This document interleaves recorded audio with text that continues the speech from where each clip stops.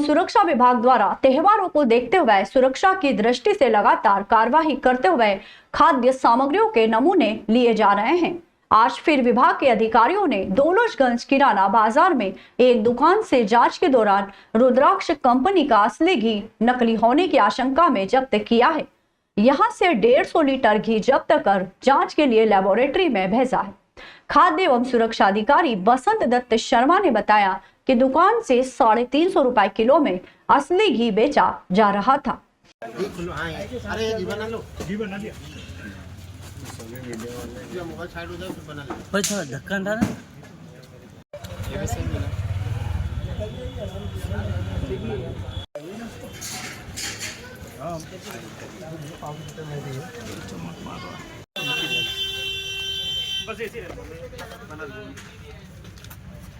इसका होगा इसका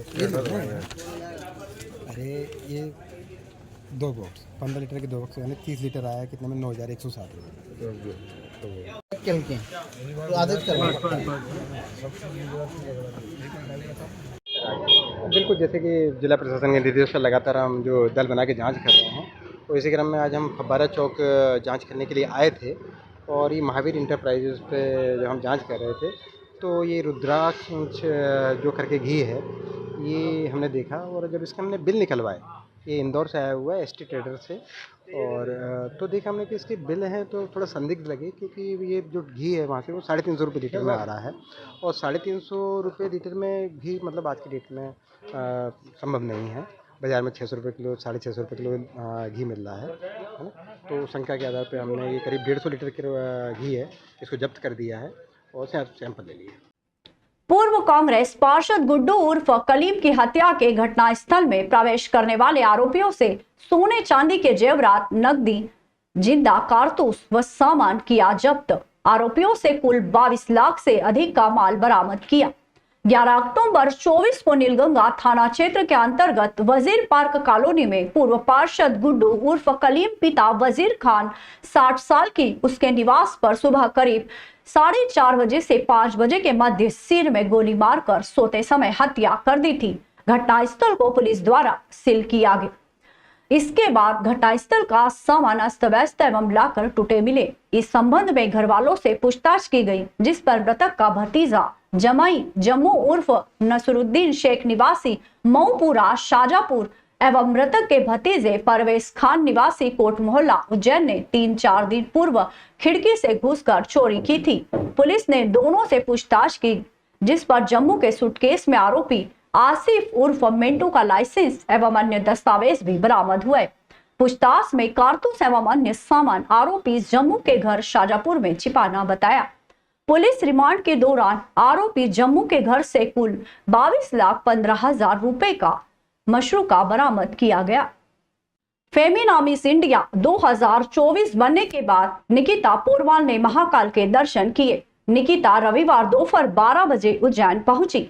सबसे पहले अरविंद नगर स्थित आवास गई। यहां मां राजकुमारी पोरवाल ने आरती उतारी। दादी नर्मदा पोरवाल ने दुलार किया। दादी तो इतनी उत्साहित थी कि जैसे ही निकिता ने घर में प्रवेश किया वह डांस करने लगी। इस मौके पर लोगों ने फूल बरसाए, बच्चियों ने स्वागत डांस किया। इस दौरान निकिता ने जय महाकाल कहकर सभी का अभिवादन किया। निकिता पोरवाल श्री महाकालेश्वर मंदिर पहुंची और गर्भगृह की देहरी से भगवान महाकाल का आशीर्वाद लिया। निकिता ने नंदीहाल में बैठकर भगवान महाकाल का ध्यान लगाया। श्री महाकालेश्वर मंदिर प्रबंध समिति की ओर से मंदिर समिति के सहायक प्रशासक मूलचंद जुनवाल व प्रशांत त्रिपाठी ने भगवान महाकाल का दुपट्टा प्रसाद और भगवान की तस्वीर भेंटकर मिस इंडिया का सम्मान किया। भगवान महाकाल के दर्शन करने के पश्चात निकिता ने सभा मंडप में विराजित भगवान वीरभद्र और माताजी के दर्शन कर आशीर्वाद लिया।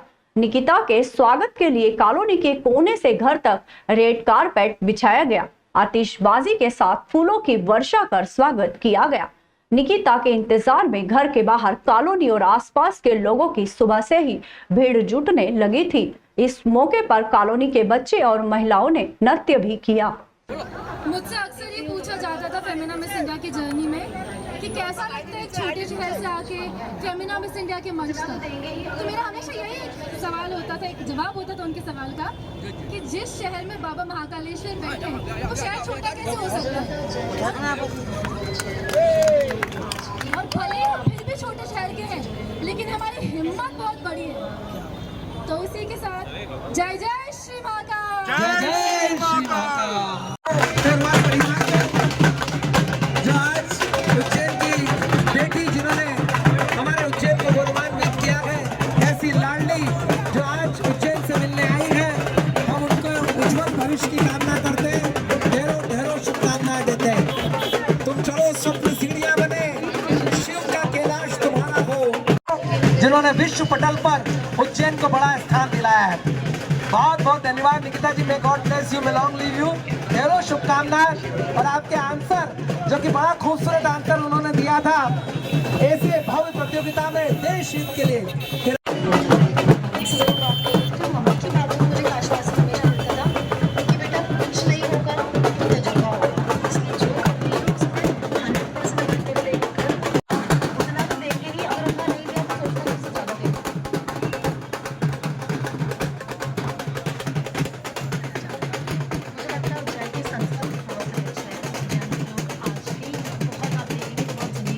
पुष्य नक्षत्र के साथ ही दीपोत्सव पर्व की शुरुआत हो चुकी है।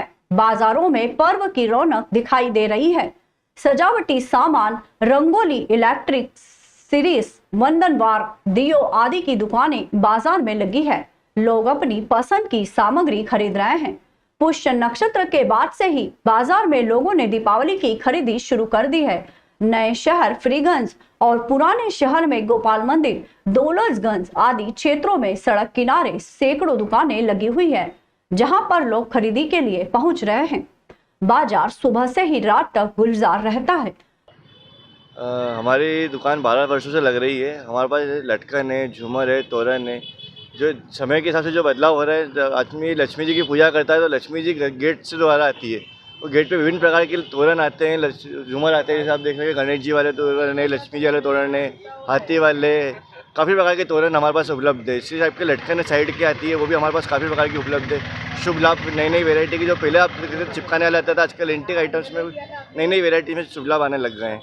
काय के बने हुए हैं, काय पे नक्काशी, क्या किस प्रकार से? ये सभी प्रकार के मोतियों पे बने हुए हैं, कपड़ों पे बने हुए हैं, जिस हिसाब से देखा प्लास्टिक के आइटम्स पे बने हुए हैं, और लाइट में भी इसमें काफ़ी उपलब्ध है, डायमंड में उपलब्ध है, काफ़ी प्रकार में शुभ लाभ प्रकार के सभी प्रकार में उपलब्ध है। लोगों ने भी महालक्ष्मी के आगमन को लेकर अपने घरों में रंगाई पुताई कर दी है और अब घर में सजावट और रोशनी के लिए बाजार का रुख कर दिया है। दुकानदारों ने अपने प्रतिष्ठानों पर ग्राहकों को आकर्षित करने के लिए तरह तरह के ऑफर देना शुरू कर दिए हैं। सराफा, ऑटोमोबाइल, बर्तन, कपड़ा, गिफ्ट आइटम की दुकानों पर खासी भीड़ देखी जा रही है। बता दें कि दीपावली में मिट्टी के दियों का अपना ही महत्व है। रंग बिरंगी विद्युत लड़ियों के बीच मिट्टी के दिए जरूर जलाए जाते हैं और इन्हीं से घर आंगन रोशन हो उठता है। तोरण द्वार और सजावटी सामान के विक्रेता आकाश ने बताया कि पिछले 12 वर्षों से घर के सजावटी सामान सहित तोरण द्वार, शुभ लाभ, प्लास्टिक के बने फूलों सहित अन्य सामानों की दुकानों शहीद पार्क पर लगाते आ रहे हैं। इस वर्ष भी नए नए सजावटी सामान और तोरण द्वार की दुकान लगाई गई है, जिसकी अच्छी मांग है। व्यापारी दिनेश चौहान ने बताया कि त्योहार के ग्राहक के लिए दुकानदारों ने पूरे बाजार को दुल्हन सा सजाया है। बाजार की ग्राहकी देख धनतेरस व दीपावली पर्व को देखते हुए बाजार में रौनक बढ़ गई है। हर बार की तरह इस बार भी झूमर, फूलों की लटकन, तोरण द्वार, सुंदर आकर्षक लाइट आदि की थोक दुकान लगाई गई है। अच्छी ग्राहकी हो रही है।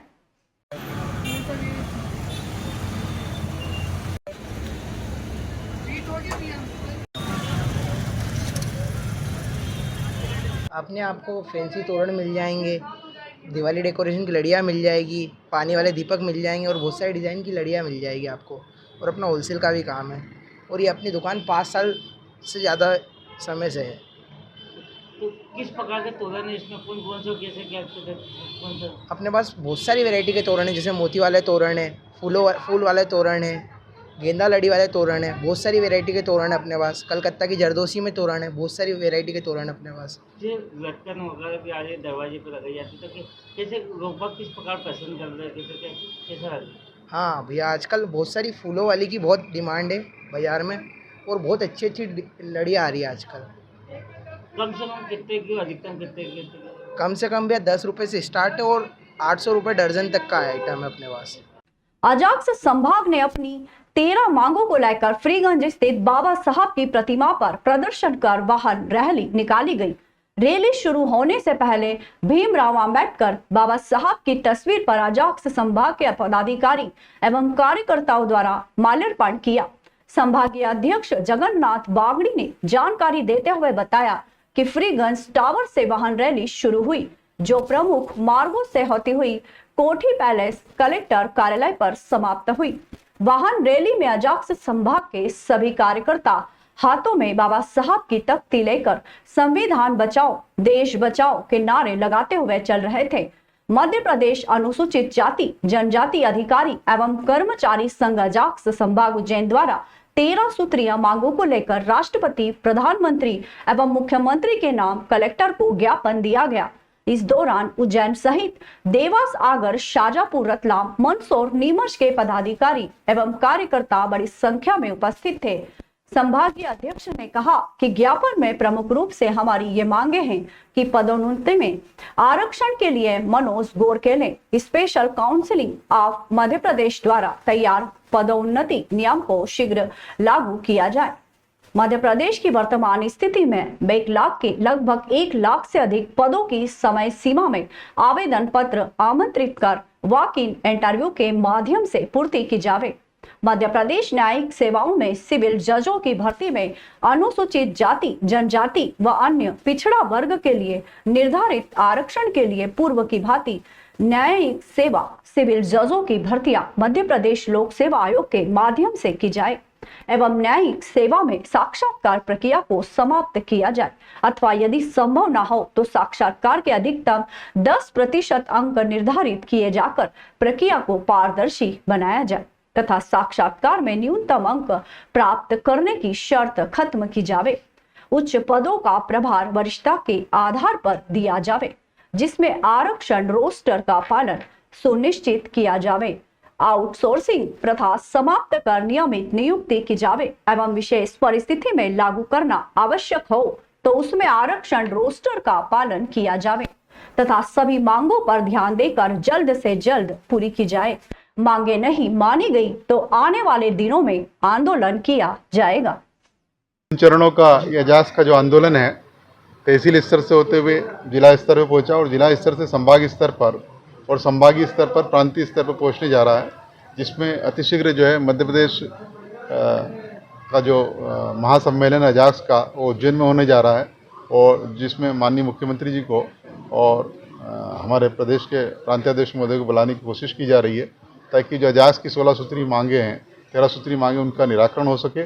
और जो आंदोलन एजाज के लोग लगातार 2016 से करते आ रहे हैं, जब माननीय मुख्यमंत्री शिवराज सिंह ने कहा था कि कोई माई का लाल आरक्षण छीन नहीं सकता, लेकिन लगातार 2016 से हमारा आरक्षण छीना गया और लगातार जो भर्तियाँ है वो प्राइवेटाइजेशन के माध्यम से SC/ST के हक और अधिकारों को मारा जा रहा है। तो ऐसी स्थिति में एक संवाद स्थापित करने की हमने कोशिश कर रहे हैं, जो हम इस कार्यक्रम में पूरी करेंगे। आज जो आपका अधिवेशन किस बातों को लेकर क्या हुआ, क्या ज्ञापन दिया? ये संभागीय सम्मेलन था, संभागीय अध्यक्ष जी ने बता ही दिया। आज जो है 13 सूत्री मांगों का लगातार हमारा ज्ञापन चल ही रहा है, तो लगातार ये सरकार से संवाद बनाने की कोशिश हो रही है और मांगे नहीं मानेगी तो ये आंदोलन आगे जो है प्रदेश स्तर पर व्यापक रूप लेगा। उज्जैन में प्रस्तावित IT पार्क की DPR तैयार हो गई है। इसका tender Madhya Pradesh industries development corporation ने लगा दिया है। टेंडर खुलने के साथ ही इसका भूमि पूजन कर दिया जाएगा। उज्जैन में प्रस्तावित पार्क का विकास 2 चरणों में होगा। इसके बनने से स्थानीय IT इंटरप्राइजेस के स्टार्टअप को सहायता मिलेगी। IT पार्क की डिटेल प्रोजेक्ट रिपोर्ट फाइनल हो गई है। इस रिपोर्ट के अनुसार इस प्रोजेक्ट पर शुरुआती फेज में 67 करोड़ रुपए खर्च होंगे। ये park Madhya Pradesh industries development corporation द्वारा 2 हेक्टेयर से अधिक क्षेत्र में बनाया जाएगा। Madhya Pradesh industries development corporation के अधिकारी राजेश राठौर ने बताया कि आईटी पार्क के लिए 2.16 हेक्टेयर जमीन अर्जित कर ली गई है। इसकी डिटेल प्रोजेक्ट रिपोर्ट शासन को सबमिट कर दी गई है और इसका टेंडर जारी कर दिया गया है। इस प्रस्तावित आईटी पार्क में इनक्यूबेशन सेंटर व रिसर्च फैसिलिटी उपलब्ध कराई जाएगी। साथ ही स्पेसिफिक जगह आईटी कंपनी के स्टार्टअप्स को उपलब्ध कराई जाएगी। इस आईटी पार्क की स्थापना प्लग एंड प्ले मोड में की जाएगी। यहाँ पर आईटी टेक्नोलॉजी की कंपनियों के स्टार्ट अपने कार्य के लिए स्थान ले सकेंगे। ये स्पेस किराया या लीज बेसिस पर होगा।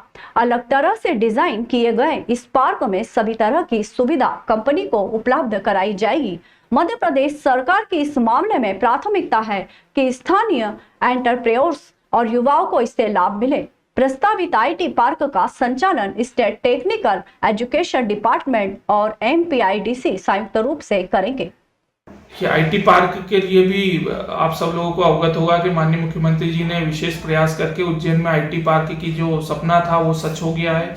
उसकी टेंडर लग चुका है, जमीन अलॉट हो गई है और बहुत जल्दी वहां पर आपको धरातल पे काम करते हुए एक बहुत उज्जैन का पहला आईटी पार्क आपको साकार होते हुए दिखेगा। जिला आगर और तहसील नागदा में रहने वाले स्वतंत्रता संग्राम सेनानी और अन्य समाज के लोगों ने कोठी पर सत्याग्रह शुरू कर दिया है, जिसमें उन्होंने न्यायाधीश पर मारपीट, साधु संतों के साथ मारपीट, आदिवासियों की जमीन पर कब्जा जैसी कई गंभीर विषयों को लेकर मुख्यमंत्री के नाम कमिश्नर को ज्ञापन सौंपा और जल्द ही कार्रवाई करने की मांग की है। सत्यनारायण पुरोहित एवं पुरुषोत्तम गोयल ने जानकारी देते हुए बताया कि गांधीवादी तरीके से सत्याग्रह देखने को मिला है। ये सत्याग्रह आगर जिला और तहसील नागदा के रहने वाले प्रतिष्ठित लोगों द्वारा दिया गया था, जिसमें उन्होंने उज्जैन संभागीय कमिश्नर को मुख्यमंत्री के नाम ज्ञापन सौंप कार्यवाही की मांग की है। सत्याग्रह कर रहे लोगों ने आरोप लगाते हुए कहा कि आगर जिले में आरोपी द्वारा न्यायाधीश पर हमला किया गया, जिसके बाद पुलिस ने उस मामले में खत्म भी काट दिया है और अपराधी खुलेआम घूम रहे हैं।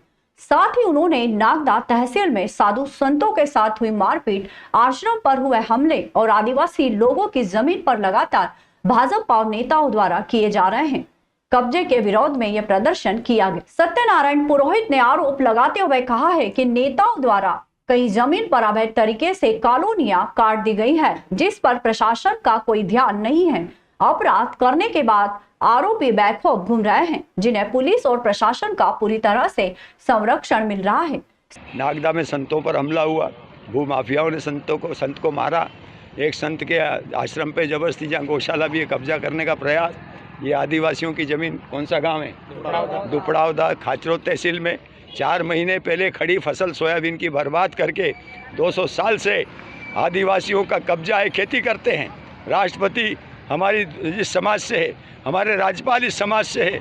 ये आदिवासी नागदा का इसकी ज़मीन पर 2004 में कब्जा हुआ, ज़बरदस्ती कब्जा किया, शेखावत परिवार ने कब्जा किया। और आगर में रामलला की मंदिर की प्राण प्रतिष्ठा के दिन वहाँ जो भूमाफिया, यहाँ शेखावत सुल्तान सिंह शेखावत का गिरोह नागदा में, जिसका 500 एकड़ से ज़्यादा कब्जा गोचर ज़मीनों पे है, हरिजन आदिवासियों की ज़मीन पे है, स्वतंत्रता संग्राम सेनानी की परिवार की ज़मीन पर है।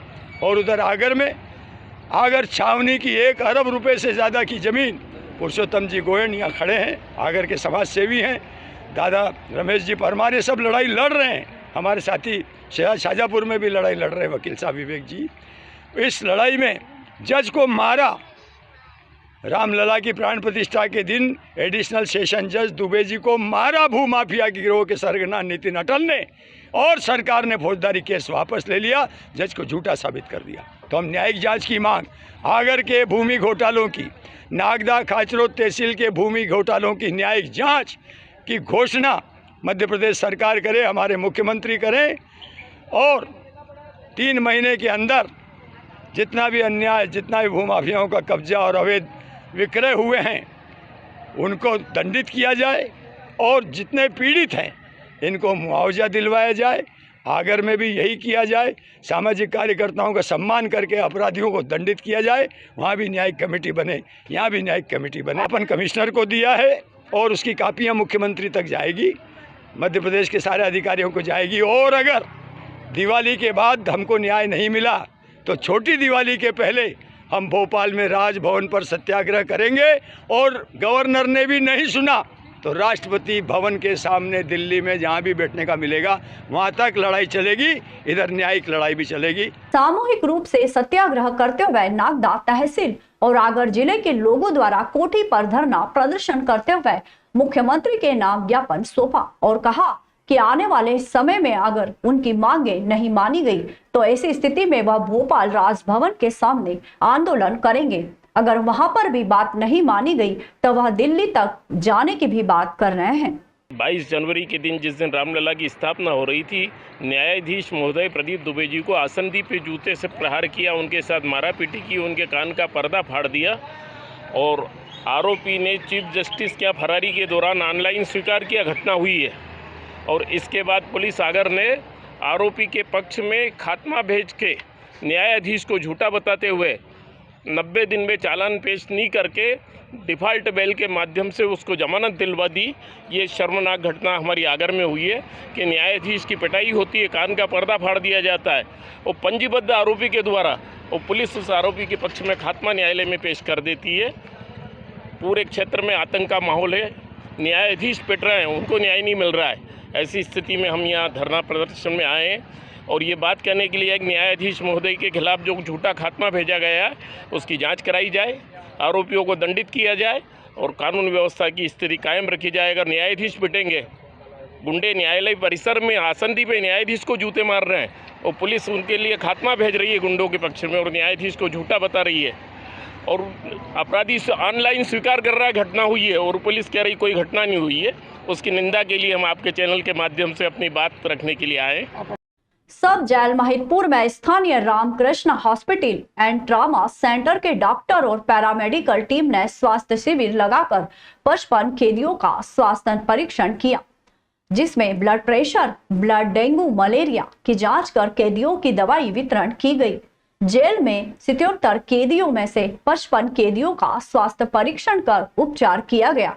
कोई भी कैदी गंभीर बीमारी से ग्रस्त नहीं पाया गया। एकमात्र कैदी को घुटने में दर्द के साथ चलने में दिक्कत आ रही थी, उसका डॉक्टर द्वारा उपचार किया गया।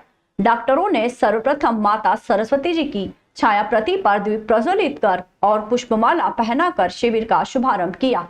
जेल स्टाफ ने डॉक्टरों को पुष्पमाला पहनाकर सम्मान किया।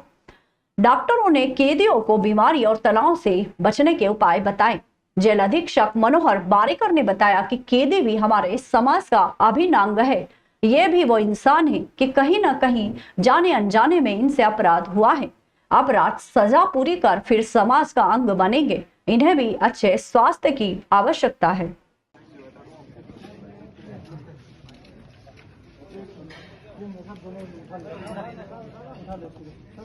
सब जेल महिदपुर में स्थानीय हॉस्पिटल है रामकृष्ण हॉस्पिटल, वहाँ की डॉक्टरों और पैरामेडिकल की टीम द्वारा जेल पर आकर के लगभग 55 कैदियों का खून की जांच करके, मतलब आर्थोपेडिक डॉक्टर है, एमडी सर्जन डॉक्टर है, सभी डॉक्टरों ने उनकी जांच करके उनको उपचार किया। नहीं, ऐसा कोई गंभीर नहीं, थोड़ा एक आर्थोपेडिक था जिसके पैर में थोड़ी तकलीफ थी, उसका भी अच्छे से ट्रीटमेंट किया उन्होंने। उसको चलने में तकलीफ हो रही थी तो उसका उन्होंने ट्रीटमेंट किया और उनको दवाई लिखी है। वहाँ पे शुगर की जाँच की, बीपी की जाँच की गई है और मलेरिया की जांच की गई है। अभी जो डेंगू चल रहा है उस संबंध में जांच की गई है। ये जांचें लैब से उनकी चीज जांच की गई और उनको दवाइयाँ रेफर की गई, दवाइयाँ दी गई है। इस प्रकार सभी लोगों का बढ़िया चेकअप किया गया। उनकी पूरी टीम आई थी रामकृष्ण हॉस्पिटल की और उन्होंने लगभग 55 कैदियों का ट्रीटमेंट किया। अभी हाल ही में हमारे पास में 77 कैदी है, तो जिनमें से 55, बाकी सब ठीक है, लेकिन 55 कैदियों का उपचार किया गया, उनकी सभी जाँचें की गई है।